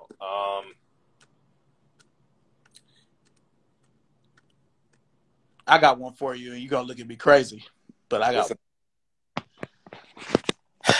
the Air Way Up. Oh, interesting. Okay. Now, Penny takedown? What's that? Penny takedown. Mm-hmm. Yeah. Okay. Say more about it. Yeah, I'd like to have a pair of the black and white ones. I didn't buy them when they were everywhere for cheap. Yeah. And people have them. They're at least $150 usually or more. Oh, yeah. I found a dead stock pair. I didn't buy them because they were like $350, and I was like, they're not worth $350. You know what I mean? So yeah, no, pass. Yeah, everybody loves it. What is a pair that everybody's into that I'm not into? Well, I'm not a fan of any of the collabs. I mean, I know that's not one pair, but it's just not my personal sort of preference. I think objectively, like they're fine. I don't have an issue with it, but it's, me as being sort of an OG purist, all the Travis Scott stuff doesn't really do it for me. To tell you the truth, Air Force One lows were never really a thing for me. I never really could get with those. The highs I liked. The lows, wasn't, didn't really do a whole lot for me. Trying to think what else. I'd say those probably come to mind right away. I know probably like tonight I'll wake up in the middle of the night and think like, I wish I would have said, you know what I mean? But yeah, I'd say those come to mind. Those are probably Okay. I think I have another one as well, but now it's escaping me the same. Those airway ups. I appreciate them now, and I had a pair, that I've had since high school. I still have, but it took me a while to warm up to the flight turbulence too. Because Okay. take down on the low of the Zoom Flight 5. Yeah, yeah. With the little circles on the bottom and everything. So, I think I was slow to warm. Actually, the Flight Posit 1 being my favorite shoe. When I first saw it, I didn't like it. mm. It was too weird, and I had to come back and look at it again, and then so I started to like it as it went on. I think trying to think what else. The Zoom Flight 95 had to grow on me. I didn't like it the first time I saw it either. I thought they were weird, and then it's grown on me. Now I like it. I wore them today. Nice. But that took a while. What was your reason for not liking the way ups? I mean, oh, my bad. I didn't mean to cut you off. I was just gonna say I didn't like it just because again it looked so much like the Penny One, and I knew by then. I mean, I was in high school, and I knew that they would make like a cheap looking version of the shoe, like I forget what it's called, but like that we were talking about the Trainer Max 96. They used to make cheaper versions of that where it'd be the same shoe, but right, yeah, takedown, yeah. Because I had a 94, it crumbled on me. I had a 94, but it had like a regular bubble. It didn't have like a Air Max bubble. And I had the retro with the bubble, but yeah, I just again I see the importance of it. A lot of people wore it. I mean, Pippen and Rodman wore it. Jason Kidd wore it. So a lot of people wore it, but it still was, at the time, in my 14, 15-year-old mind, a fake-ass penny. Yeah. And it goes for way too much money. And when they retroed it in 2013, they really bastardized it, coming out with all of those stupid colors. A teal one. Teal. Yeah. It was like one of their camo versions or something like that, too, or am I misremembering? Ooh, yeah. I got more, too. I have a love-hate relationship with the Hyperflight, and that and the Kobe 6. Yep. Okay. Say more about the Kobe 6. I mean, I really love the Kobe 5. I don't really like the 4 that much either. Everybody loves those two models. Yeah. Kobe's are the older. Like I really like the Kobe 1, even though it looks more like a LeBron because Ken Link made it. But the 2 and the 3 are my favorite. They're the hardest ones to come across. And this is before he passed. They were always expensive if you could find them. But the 6 is just, I know it's a great basketball shoe. I do still have at least 5 colorways of it because I love it. And, I'm from Cleveland. Everybody's, even when he was on the Heat after everybody got over him leaving, everybody would wear LeBrons in Cleveland. So I used to try to, be different. And, I'm a Lakers fan. So, but it just, I don't know. It just didn't grab me like the 5 and even the 7 and the 8. Like it's something about it. I don't know. All Kobe's look alike from far away anyway, but yeah. Felt it just wasn't for me like the others. Sure. That makes sense. Hyperflight cleats is too easy. Yeah, Hyperflight. I'd say that was probably. I had a pair in high school. I would say that is probably the biggest letdown. Like when I compare hype to actual, when I got the shoe, I'd say it was the biggest letdown because I got them to play in, because they were hyped as being the lightest shoe out there, and I had all these colors and everything like that. And there was a lot of marketing involved, and I played in them, and it was like, I wasn't a fan. I mean, the reason it was the light is because they took everything out of it. It was a shell. It was basically wearing the box. So I would say that in terms of like excitement to let down, that was probably the biggest one I've ever had was with the Hyperflight. And when I remember, because they came out right after the Prestos, and they marketed them very similarly. They didn't have the shirt sizes, but all the colors and yeah. They were very similar. But I have an original, the gunmetal pair, the gray with the black trim. Like, I remember dudes in the, being in the club, dudes having the light blue ones on, or you know what I mean, try to swag it. I'm like, man, it's still a hoop. Yeah. What are you doing?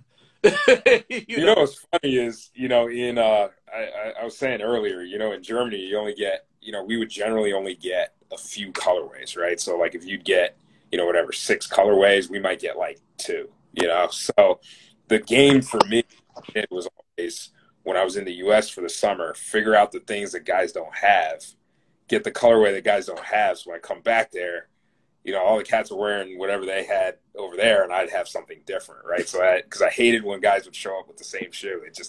It bothered me when I was in high school, and so I did that with the Hyperflight. So the way it played out was the first colorway to drop in Germany was the royal and white pair. The royal pair with the white trim. That was like the flag color in Germany. That was out. Everybody was hyping it up. It was all over Nike Town. And so I went out, and I liked that color, but I deliberately, when I got to the U.S., I saw the navy pair. And I was like, all right, fine. I don't like it as much as the royal pair, but I'd rather have something nobody has. So I went and got the navy pair. And then as soon as I got back, they decided to release all the colorways in Germany too. So then the navy pair showed up in Germany too. So it kind of backfired. So I think, my experience with the Hyperflight overall, was not great, aside from the fact that, I got the wrong color and then everybody got it anyway. And then on top of it, didn't perform very well. So yeah, that one definitely stands out as like a low light. Now, so what would you say, out of curiosity, just, what about the inverse? Is there a shoe that nobody likes that you would like? Because I was thinking about that as you were at it. Let me see. Well, I feel like nobody likes the Air Max 294 runner like I do. Yeah. But, yeah. That's. Would you count the Kobe 3 in that? Yeah. I feel like a lot of people don't give the Kobe 3 its due, and I'm a big fan of the Kobe 3. The best Kobe. I like it. I'd say the 5 is probably my favorite, but the 3 ranks high, and people don't seem to like it as much. Yeah, those MVP Kobe 3s are like grails to me. Those, the All Stars, like I only have 2. Yeah, I have the white one and I have the Minneapolis one. Yeah. Okay.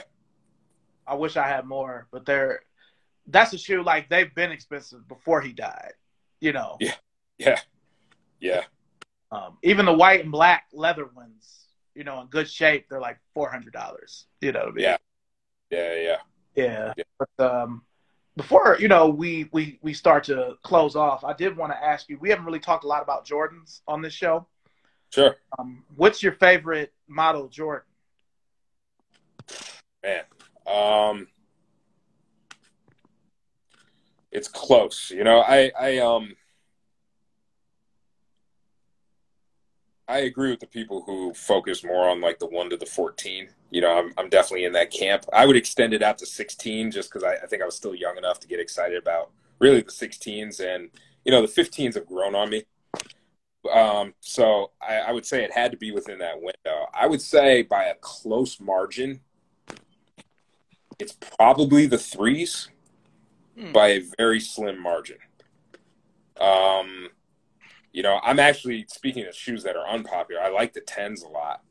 I'm a big fan of the 10s. I like the 8s. I like the 12s. I like the 4s, but I would say by a very slim margin, it's probably the 3s. And I'm not even super confident in that. I like the 13s a lot, but I'd probably give it the 3s by a very slim margin. I don't know if I could pick a Jordan. It would really be tough. I feel like the Jordan 15 is the worst Air Jordan ever made. Okay. It wasn't a good hoop performer. Yeah. In or outdoor. That tongue. Still, like, I got every OG colorway other than the black and silver low just because I was 20 years old and I didn't really have any responsibilities in 2000. Yeah. 1999. But yeah, it's still the worst. Fifth, and again, I love the 16, but I count the 16 as one of the worst too, because if you take the shroud off, it looks like a fancy Team Jordan. Yeah. Yeah. So 15, 16, and 19 are like my worst Jordans. Okay. And I love the way the 19 feels on my foot. You know. Yeah, I liked playing in the 16s. 15s grew on me. I hated them when they first came out. I would say I wasn't a fan of the 22. I don't know, something about the 22. It just didn't.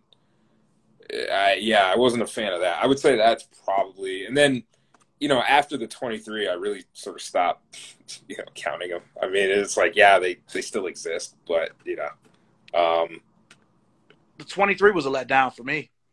Yeah. Because it was so uncomfortable. That TPU shank that came up the side, it was pressed down on my pinky. The one exception I would make, I like the 28s, as weird as they looked. The really tall boot looking ones. Yeah, I still have a pair of the blue ones. The blue camo ones, and those were actually good to play in. I like those a lot. I play in the 16s without the shroud. I like playing in those. 15s I've never played in. 14s I wasn't a fan to play in. I liked the shoe, but I wasn't a fan to play in them. And ironically, I actually only like the non-Bulls colorways. So I like the Indiglo and the oxidized green ones. Those are my two favorite. So,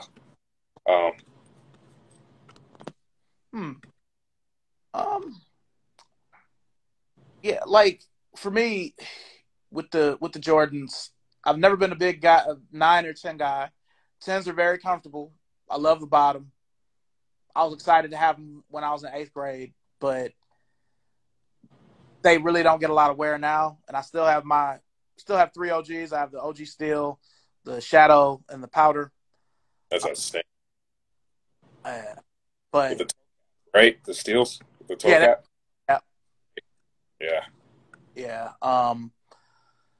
But yeah, the nine has grown on me. Like the older I've gotten, the more I like it. But it's still not like 1 through 8 or 11 through 13. The recent retros of 9s really killed the 9 for me. I mean, the last time my favorite color is just the white. I like all 4 of the original colors, but the white, black, true red color, the basic color, that was my favorite color. But the best one.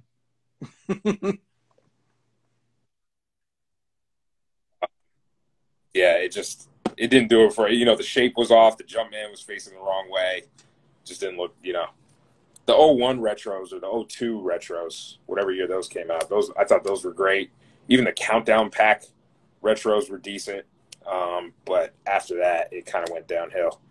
The 10 and 16 were bad. Yeah. I need a new pair of white, black, and red ones because my pair is that 01, 02 retro. Okay. And there's a little bit. My olives are too. They go way too 2012, and it's not even olive; it's just brown. So But yeah, I couldn't let the show end without us talking about Jordans at least for a little minute. If I had to pick a favorite silhouette, and Jordan 1s don't really count. They're just too easy. I'm gonna go with. I'll go with the 8. 8. Okay. What color? Aqua. Aqua? Aqua all day. I mean, I love the aquas. I love the bunnies. The playoff is the only one where I still own it, but I just don't like it like the other two. Okay. The change of the pattern, the lack of color on the tongue. It's just a red Jumpman. Yeah. We haven't seen the red pull tab since the original. Right. Those small things, make a shoe. For sure. Sure. So yeah. Speaking of which, we were talking about the air check. A lot of times before work, I'll look at an old game just to kind of get me pumped up. And I saw when Jordan wasn't talking to the media after he went to Atlantic City in '93, they showed him shooting around, and he had on the yellow air checks. Oh, interesting. So I might try to pause it and send a picture of it to you, you know, because I want to see it. Yeah. I missed that. The only person I remember wearing, I remember Cole wore them on Martin for an episode when they were trying to work out. Yeah.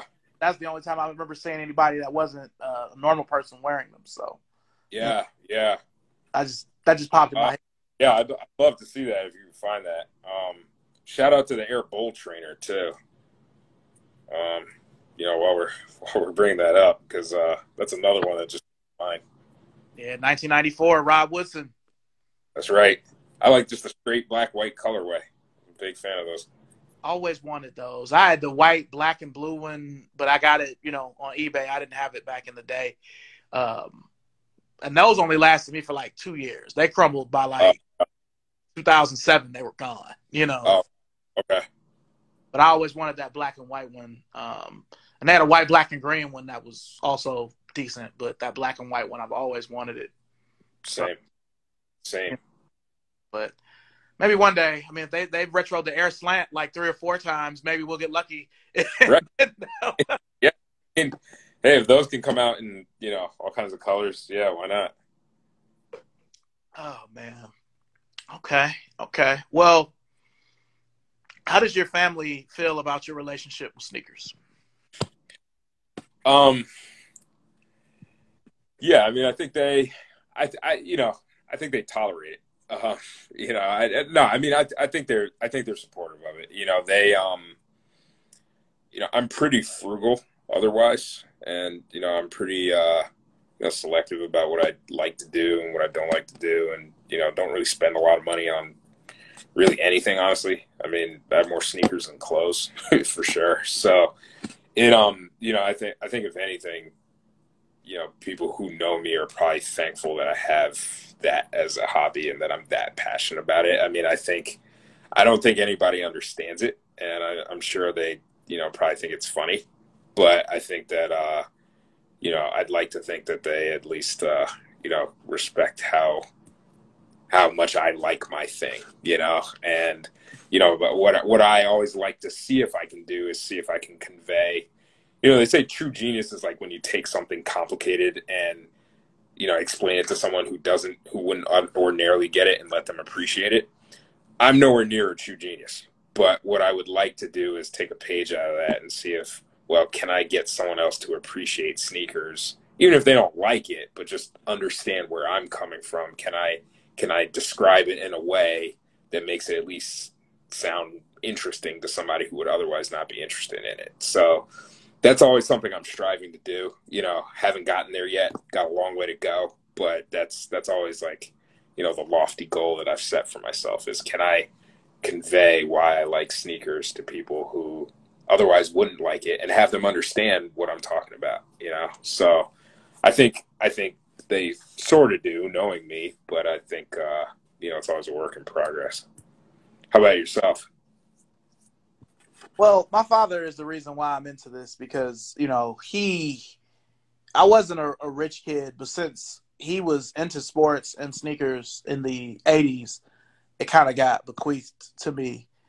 Sure. But there were still plenty of times where, you know, I might have the Jordans, but I want the Jordans, I want the Air Maxes, I want the Barclays, I want, you know, the product placement in the early 90s on TV shows was as big of an impact on me wanting the sneaker as much as seeing Michael Jordan and Charles Barkley, Andre Agassi, those guys playing those sneakers. So I don't really get any static from, you know, my parents. I had to really curate things with, you know, my wife, because we first started dating. I mean, she couldn't wrap her head around the fact that I got 600-700 pairs of sneakers. You know what I mean? And it looked even worse because I had cars before and obviously after, but when we first started dating, I didn't have a car. So, you know, for like a little while, you know, I was in between cars. So it really made it look bad. Yeah. I know the feeling, man. Yeah. But I mean, she's been into the game now for some years. And I mean, she has a collection that would kill a lot of dudes. I mean, she doesn't really care as much for the vintage stuff. You know, she only likes like new stuff, she doesn't really always see the point of, you know, the shoe is crumbled. Like my Air Max 96 green greens, like they're in pieces in the garage in a bag, but I just won't throw them away until the rainbow comes, if it comes. You know? So, yeah, I mean, so yeah, you know, it was just that, but that was years ago. I mean, like she's been into it for a while, so everybody just knows that's my thing. So, you know, it's fortunate. It's kind of like what you said, where I mean, I think people also look at it like, you know, I could be in a much worse shit. So yeah, for sure. Yeah, at least you have a thing, and at least it's positive, you know. Yeah. Before we move on, let me just look at a few of these comments. Sure. Mr. Calderon, in 1993, I swear everybody in NYC had a pair of 8s except me. And do you guys like the Air Unlimited? It's hard to get on and off, but I like it. I like it too. I'm a fan. I'm definitely a fan. It took them a while to bring out that Weber color, but they finally brought it. Yeah, no, it actually kind of mad I slept on it. I think it was slept on by a lot of people, but yeah, no, I'm a fan of that shoe for sure. That's another one I would pick up. I miss the retros. Yeah, I think those came out. I think I was in law school at the time or something, and just didn't have any money and couldn't do anything. And then it was tough. But yeah, if they came out again, I'd be all over that. Yeah, all of the colorways were like around, except for that Weber one. Like, yeah, in Cleveland, they got bought out by DTLR, but the spot we used to have is called Villa, Sneaker Villa. They were the only place in Cleveland that got them. I mean, the store I was at, we got the Spurs color, you know, the white, black, and green, and all those silly, you know, wheat, all white, you know, the silly colors, all black. But, yeah, you know, I had to kind of go on a hunt for that Weber color. And they still didn't bring it out truly correct because, you know, that sock, like, it's supposed to have blue in the panels, and it was just black. Right. They were still close enough for me to just be like, all right, I'll get it. But I only could find an 11. I really would have liked to have had an 11 and a half or 12. So they're on and off. I mean, the only shoes that are worse than that, getting on and off, than the Air Unlimited is, you know, the Moab, and the Penny 4 is the all-time worst. Yeah, the Penny 4 is a nightmare. I stopped playing in it because I was tired of like doing the laces, and I'm doing the laces, and it's just like it's just not worth it. Yeah, I mean, I actually liked the shoe. I mean, I liked playing in the shoe itself. It just getting it on and off was like a project, you know. So it just wasn't worth this giant process every single time. Yeah, and I'm convinced that the pairs Penny probably have different. The strap probably came off. Yeah, probably. I mean, you know, you saw him, you know, he had a little bit different on the one, you know, his ones were a little different. So, you know, yeah, it wouldn't surprise me. Yeah. Oh, and Rashid definitely wasn't playing in no $90 Air Force highs. Yeah. You know, there's no way. Yeah. Oh, man. Well, what is on your radar, you know, next, as far as shoes? As far as pickups? Yeah.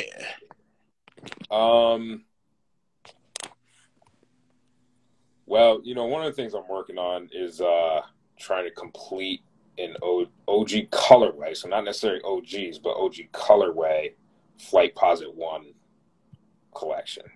Okay. So I'm trying to get all of the original colorways of the Flight Posit 1. I'm getting close to being done there. I've made a conscious decision to pass on. You know, I have one pair of the silver retros. There were actually 2 different versions of the silver ones that released. I'm only going to get one because don't need to get both. But I think on my radar now, you know, aside from those Flight Posit 3s, would probably be the Flight Posit 1s. You know, there's a charcoal red colorway that I used to have. I'd love to get again. The carbon fiber, the original ones, not with the new sole, but the original ones. And then debatable whether you count the white Carolina ones as an original colorway. I mean, you know, it kind of came out as a second run. It's more of a retro, but you know, you can make an argument that it's an original. So I'll see about those. So I'd say those are probably still on my radar in terms of things I wanted to pick up. Trying to think what else. Yeah, that's probably next. You know, the Zoom Flight 96, the penny ones, I'd love to have those again too. I had a pair of those originally, and those are great. Might even make some changes to them to make them look a little closer to the original. You know, the shade of blue is a little off, the outsole is off, the Nike swoosh is off, but you know, some things on the tongue need some changing. But you know, maybe look at that too. What about you? I was gonna say on that retro, the 6 is the only thing that's correct. Completely correct. Yeah. Yeah, for real though. Yeah, no, they took a lot of liberties with it. I hear the retro is comfortable. I don't know that firsthand. So you know, I'll have to find out. As far as Reach-X, the thing I want the most, which after my wife and I celebrate our wedding anniversary in a couple weeks, I'm gonna really try to go after them. Is the very first one that they retroed in 2000. Okay. You know, I've never had them, and it's just a shoe I feel like so that and I'm also looking for the Hirashi Light, the original ultramarine. Yeah. Those get slept on. So I have the shoe I have is it's brown and really it's weird light blue. It's a Hirachi Light, but it's got an airburst bottom on it. You know, like I want to say maybe 03. Okay. Not even sure if they're wearable anymore, but that's the only Hirachi Light I've ever had was that one. Okay. So those and Larry Bird's Converse Weapon. You know, I have multiple pairs of Magics, but the Larry Bird always slips through my fingers. Interesting. All right. What are those going for? Do you know?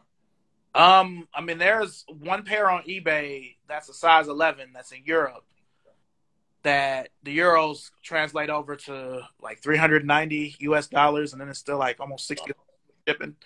So yeah, that's steep. Yeah. OGs?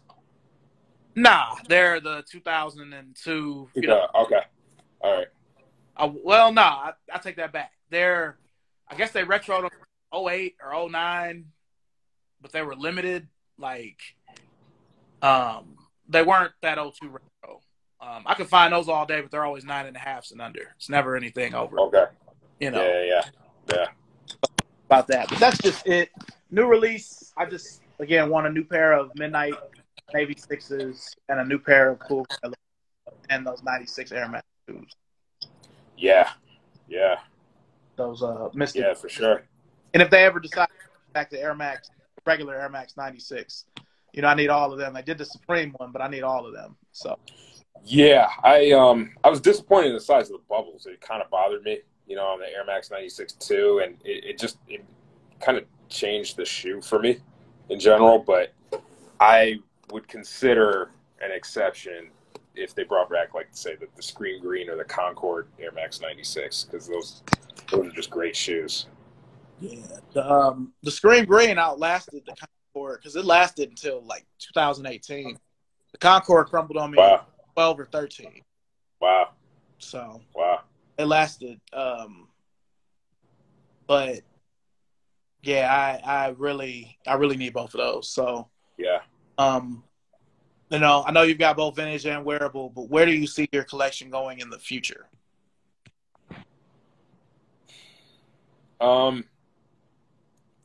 It's a good question. I think, really, I sort of sometimes I think of my collection as kind of being like I'd almost want to display it, and organize it better. I think my collection is predominantly 90s stuff. A lot of retros. I buy a lot of the retros just because I like to wear them, and it's hard to wear a lot of the OGs. So, if I'm buying OGs, it's like strategically just to hold on to them or something like that. But you know, I'd like to be able to display them more, you know, categorize them more, you know, sort of complete some parts of collections. So like full Flight Posit 1 collection, you know, like that kind of stuff. So I think that's where I see it going, you know, in terms of what I want to do. I mean, I'll kind of play it by ear and just kind of get what I like. You know, I'm a big believer in just like get what you like don't do it for anybody else but yourself, you know? So I think, you know, in terms of what I'll be looking at, I mean, it'll be a lot of the stuff that we talked about, you know, so a lot of the, you know, a lot of vintage stuff, you know, vintage things that I like in original colorways. You know, I'm definitely partial to original colorways. I'm trying to get a lot of that.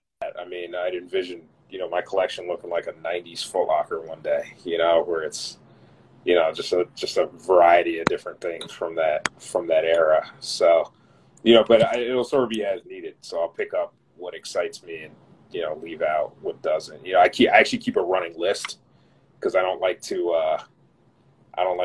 you know, just jump at anything, you know. So I'm pretty discerning about, okay, what makes it onto the list versus what doesn't. If it's on the list, I'll look for it. I'll spend money on it. If it isn't, then, you know, and it doesn't make the list, then I try to stay disciplined. Just say like, all right, it didn't make the list. We're out, you know. Gotcha. What about you? I really don't know, man. I really surprised that I'm even still in this sometimes. Yeah.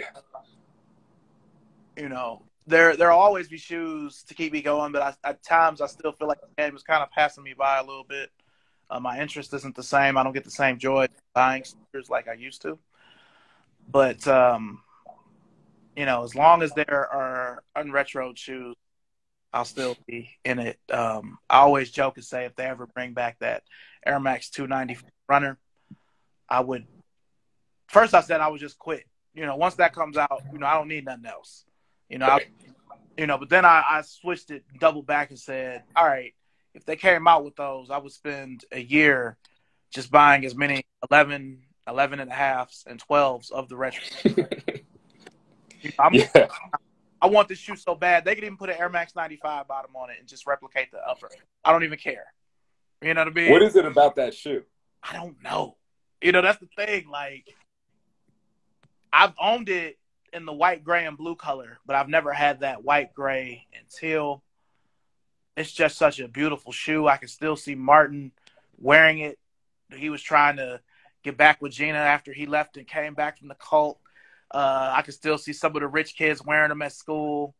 I remember the commercials for them. Like, it's just such a beautiful shoe. And the one time I had a chance to get it when I was a kid, I chose the Shadow 10s over it just because they was the Jordans. Right. But yeah, it's just eluded me. It's never been around. I've never found it thrifting. I've never seen it for sale on eBay. So it's just always been the ultimate shoe that I couldn't have. So it sounds like your version of your equivalent of the Flight Posit 3 for me. You know, sounds like kind of a similar thing happened. Yeah, I know the feeling. Like, I want the shoe so bad that I honestly see myself tearing up when I get it. Yeah. And I know it's going to sound crazy, but when I was describing the shoe to my wife the first time years ago, we weren't even married yet. I was like, you know, I want this shoe bad enough. I might would smoke somebody for it. You know what I'm saying? You know, dude jump in front of me in line, like I might have to break his neck or something. Like, you know, it's just, you know, you don't hurt nobody over no sneakers, but I really want those shoes. And right. You know, it's not a Jordan. It's not anybody's shoe. It's just a random ass obscure Air Max that was top of the line at the time that they just won't bring back. Yeah. So, yeah, it's So, if that happens, if they ever retro those, it's gonna be some changes. Yeah. I'm excited, man. I hope they do. Yeah, man. I mean, like, that's a shoe I've got to have doubles of because if they ever retro them, I've been really excited for a shoe to retro probably going all the way back to the first time the Bordeaux came out in 2011. And they don't even look like the 2015 version, way better, you know. Yeah. Way Yeah. The same thing like with the 07 Aqua and the 15 Aqua. The 15 Aqua is way better. I don't give a fuck with it. Yeah. Agreed. Yeah. But definitely agreed. I had the 07 Aquas, so I can definitely attest to that. That menial paint used to chip almost instantly. I had like 3 pairs of them at one point. And the shading was off, and the shape, and wasn't the same. Yeah, but you know, when the Bordeaux 7 came out in 2011, when I was working for, you know, DTLR/Villa, I mean, I remember being so excited. I went through all of the pairs in my size range just to make sure I got a colorful tongue, because every tongue was different. Like, I'm like, you know, this is it. And my wife was like, God, you're wearing those again? Like, I would wear them 2 or 3 times a week. That's how these 94s would be if they ever retro. Yeah. You know? That makes sense. So, it's makes sense. It's the love. Like, I'm going to buy my wife and son pairs, even if they don't want them, because they're going to have Oh, man. My son wears we the same size, so he's not into sneakers for real. He wants to look nice, but he's not like us, you know. He's more of a gamer. So, you know, if he had $150, you know, it would all get spent on V-Bucks.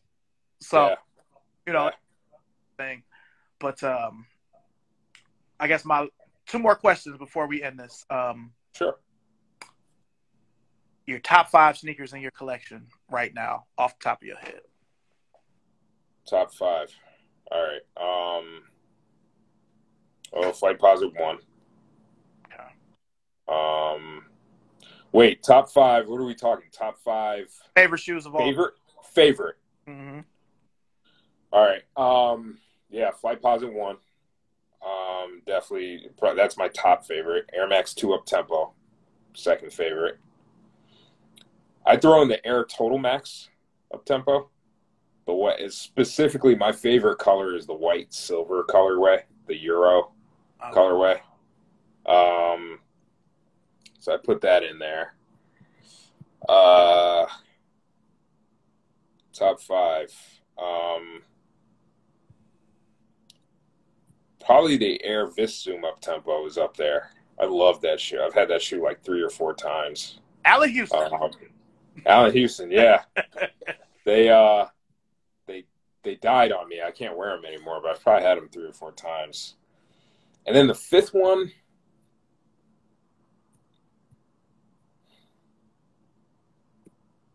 I'll go with the Penny 1. There's definitely some honorable mentions in there, but I'd say probably Penny 1 is probably my 5th. Honorable mention being some of the Barclays. But yeah, Penny 1, that's probably the 5th one. So those are probably my top 5 right now. It's a pretty good top 5. Yeah, it's I tend to be partial to some of the Nikes as opposed to the Jordans, but I like the Jordans too because I have a lot of Jordans in my collection too. But I think the Nikes were really where everything started, and so that's I think where the passion is the strongest. What would you say yours are? All right, right quick, I want to say shout out to Super Mess and DJ Monte Carlo, Kick and Carve. What's up, y'all? If I had to pick the top 5 favorite shoes, and this isn't in any kind of order, it's just my top 5. Magic's Converse, Chicago 1, Concord 11, Blue Foam Posit, Neon 95. Nice. Yeah. And can't argue with any of those.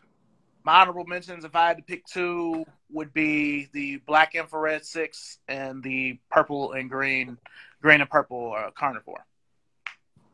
Okay. Yeah. That was my favorite color of the Carnivore. The purple and green ones. It's the shoe I paid the most for.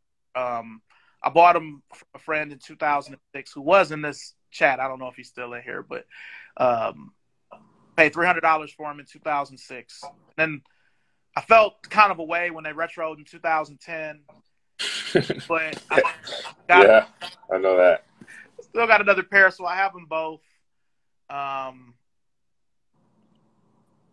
It's just such a good shoe. I mean, the Air Unlimited is very similar to it, but the Carnivore is easier to get on and off, and it's better than the Air Unlimited.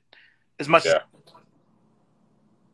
that makes sense. And even though I call that black and the Ultimate Weber colorway, it's still technically David Robinson's shoe, but being a Lakers fan, I used to root against him. So I'm like, man, David Robinson. Admiral Robinson's commercial, Mr. Robinson's neighborhood commercials were good though. I post those on the page every now and then. Yeah, no, those are great. He had some good shoes. He had some great sneakers. Too Strong. I mean, technically the Foam Posit Max was part him, part Duncan, even though everybody just calls it the Duncans, It's funny because when I first saw it advertised, I actually saw it advertised as the David Robinsons, and that was the first time I ever saw the Foam Posit Maxes in a magazine. I saw them as the David Robinsons, and then, so it was only later that people started calling them the Dunk, that I noticed people were calling them the Duncans, so it's interesting. And I've never seen either of them wear the silver ones. I always saw them wear the white ones. Yeah. I have this weird thing with the Foam Posit Maxes. I wish I could find it. I remember summer of '99 walking into one of the mom and pop shops.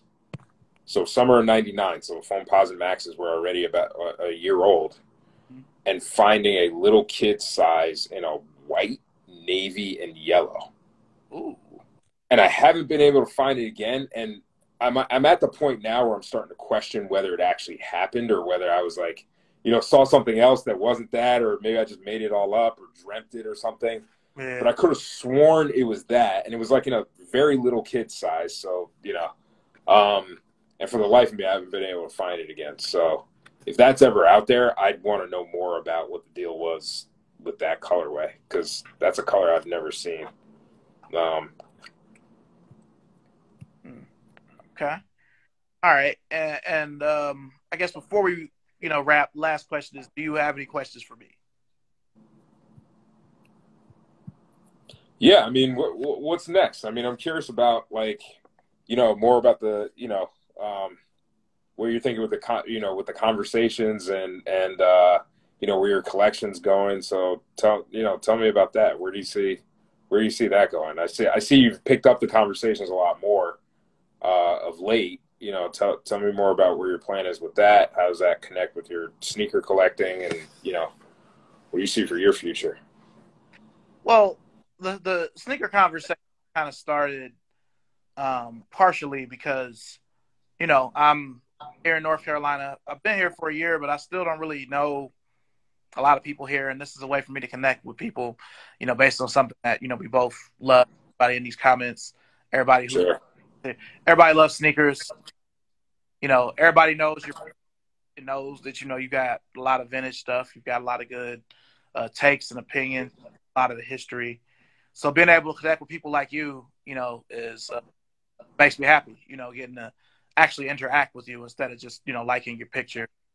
Really wanting to know kind of the man behind all of this. And anybody else I interview is the same. Just really getting to know people, to share the passion, because I still have the passion, but the love will always be there. But sometimes my interest kind of wanes a little bit, and this kind of keeps that going. Being able to connect with other people. I'm always gonna wear the stuff I have, but the fact that something I love has been turned into such a different thing than it was, kind of gets me down sometimes. But it kind of picks me back up, because it's like I'm off tomorrow. Talking to you, I'm going to go through and look at all my vintage shit, see what I can still wear. Sure. I need to, step that back up, because I haven't really been showing a lot of love to vintage because of Converse. So, sure. It's a couple of different things, but I really enjoy doing this. Fortunately, I have a understanding wife where I can do this during a family time. But that's great. Yeah. So yeah, I mean I'd like for this to look like something bigger, but I don't really know what yet. No, definitely. So. Well, keep it up, man. This is great. I mean, this is a lot of fun. you know, I've watched a few of them, and it's always good times. So, you know, I'm definitely a big fan. Man, I really appreciate that. That means everything coming from you. Definitely appreciate you, you know, taking time out of your busy schedule, you know, to talk to me. And likewise, thank you for having me. I really appreciate that. So it's always great to connect. Yeah, man. And then I'm gonna be DMing you like, here, I found this Duncan. Like, I found it, because that's a challenge. Hey, if you find it, You know, let me know. Yeah, please, because I really am starting to question my sanity on that one. So, you know, yeah, I don't know what the deal is, but yeah, if you find it, I'd like to be the first to know. sure. Well, we definitely are gonna do this again. I appreciate. Sounds great. Yeah, man. So, for everybody, you know, thanks for being in the comments, and you know, thanks for interacting with us on behalf of Kicksigma. I'm Shorty C94. We're signing off. We'll see you soon. Peace. Thanks, everyone. Take care. You too.